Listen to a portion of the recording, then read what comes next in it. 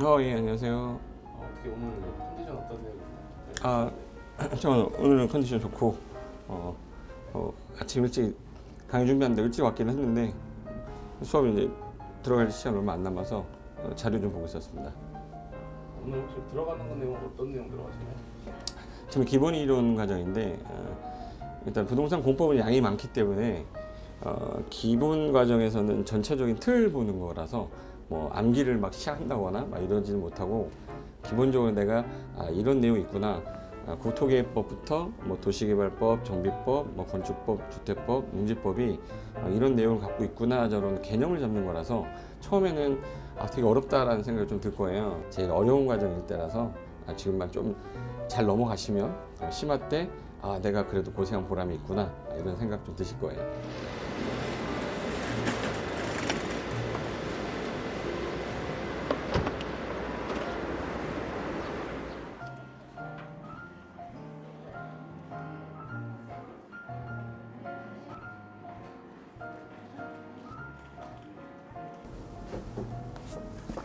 선생님 이제 시작하시나 봐요? 네, 이제 들어가겠습니다. 네, 하십시오.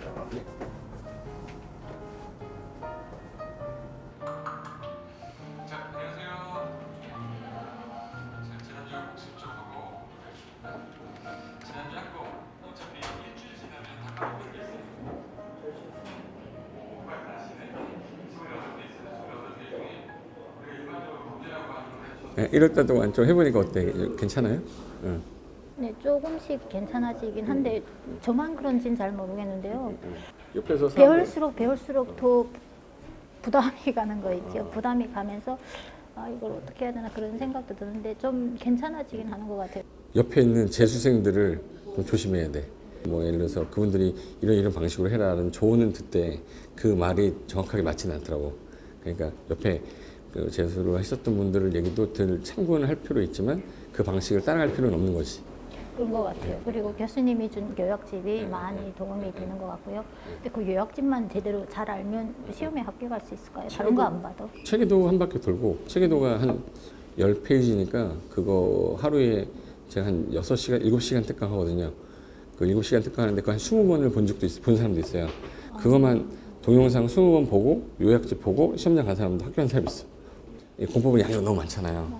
많으니까 그 핵심이 뭔지 모르고 그냥 다 외우고 있으니까 그 중에 잘 나오는 것들 위주로만 책에 잡아놓은 거라서 그거 한 바퀴 돌면 오늘 개발법 한 것도 전체적인 내용 중에서 봐야 될 것들만 좀 내가 정리해 놓은 거니까 나중에 수업 다 끝나고 난 다음에 이렇게 한번 딱 보면 전체적으로 보일 거야. 근데 이게 아무것도 없으면 내가 뭐 했나 싶고 다음 주에 가면 기억도 하나도 안 나고 그러니까 그 정도만 해도 돼. 금방 설명 듣고 볼 때는 또 좀 괜찮은데 예. 또 집에 가서 보려면 그게 전혀 이해 안 될 때도 있어요. 그래서 이제 이해보다도 글이 눈에 안 들어오는 것 같아요. 잘 안 들어오지. 예. 예. 다 외워야 된다고 생각하니까. 네. 예. 처음에는 외운다고 생각하지 말고 읽는 거야 그냥.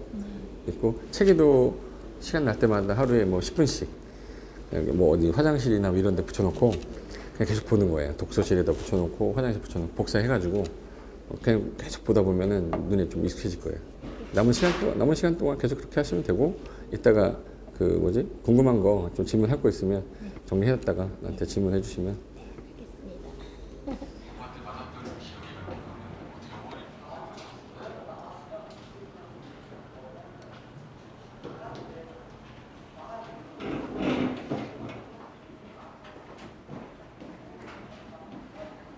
공부하다 보니까 어느 법이 제일 어려운 것 같아요? 6개 법 중에서 제일 어려운 법이 하나 있잖아요.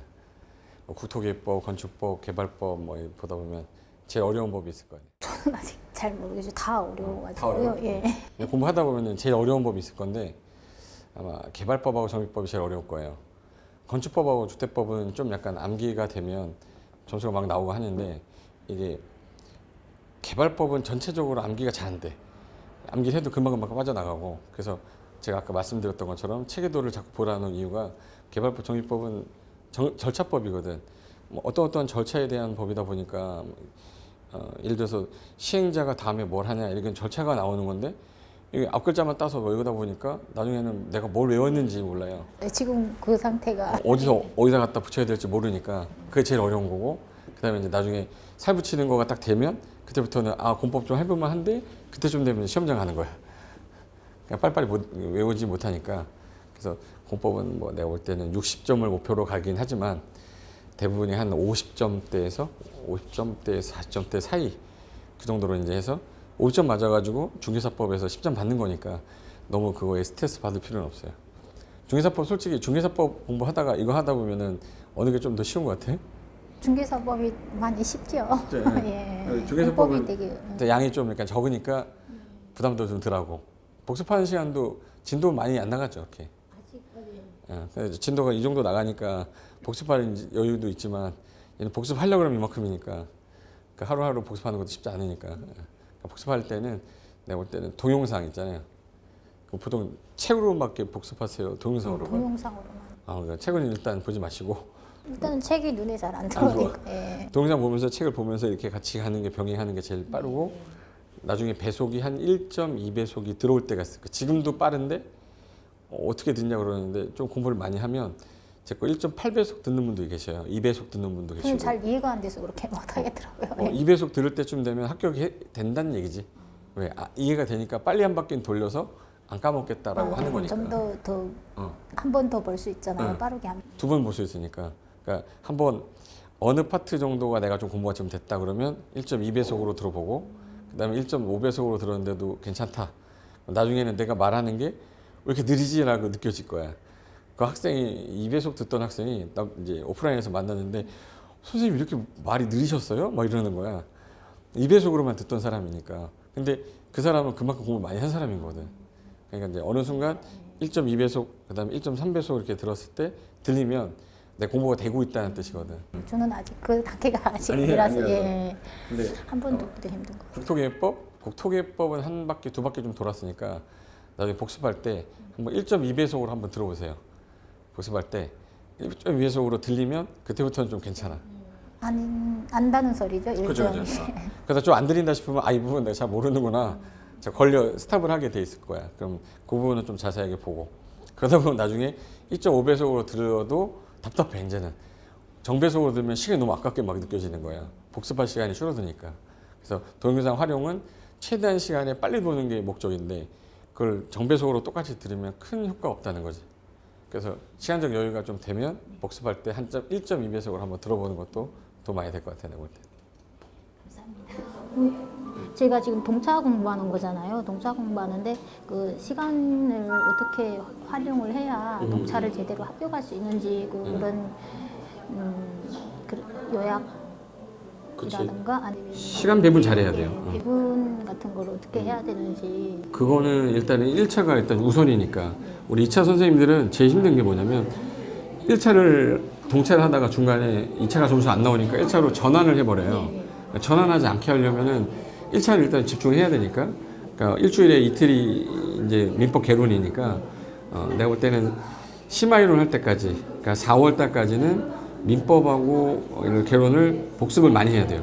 그래서 어느 정도 점수를 좀 그래서 내가 50점에서 6점대에 맞춰 놓으면 그 다음부터는 2차를 공부하는데 전혀 상관이 없는데 얘가 점수가 안 나오면 5월달 가서 6월달 가서 2차를 막 해야 되는데 겁이 나니까 책 이거 공법 보다가 다시 개론 가고 중개사법 보다가 민법 가고 막 이래요. 예, 지금도 그렇거든요. 우리가 지금 요소 과목이니까 우리가 매일 한 과목씩 가다 보니까 또 오늘 배운 거 오늘 가서 동영상을 보는 거잖아요. 지금 같은 때는 시간이 따로 공부한다는 그 시간이 안 될 것 같아서 그 배분이 되게 중요하다고 그치, 생각하거든요.